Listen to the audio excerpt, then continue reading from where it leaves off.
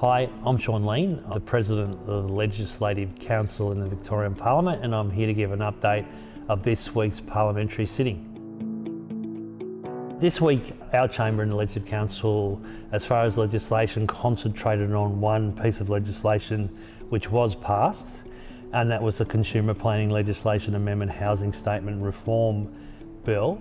Now, this piece of legislation increases protections for renters.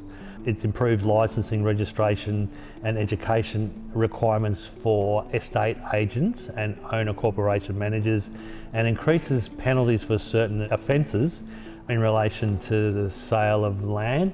As I said, this piece of legislation did pass and has been sent to the Governor for all assent, in saying that there was a very long stage in the committee where members of Parliament can ask a lot of questions from every clause of this particular piece of legislation. There was quite a few amendments proposed and debated and voted on. Those members weren't unsuccessful, so the bill was passed without being amended.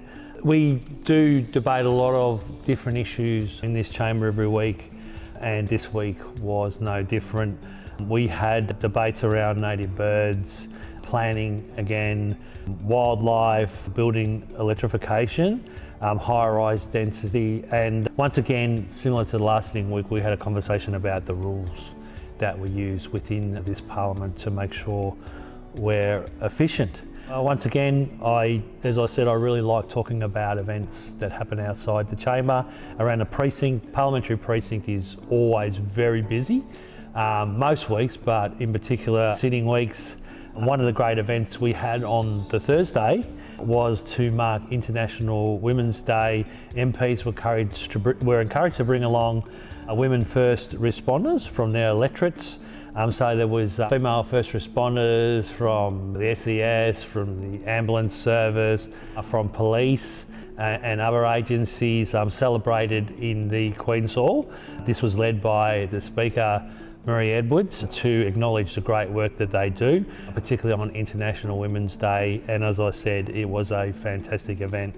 The Grand Prix is on this coming week, and so there was a Formula One vehicle on the steps of the Parliament to celebrate that, along with the trophy, and a lot of people come along, MPs and members of the public walking past, are very interested to see that particular Formula One vehicle and in anticipation of the race in Melbourne, as I said, later in the week or so's time.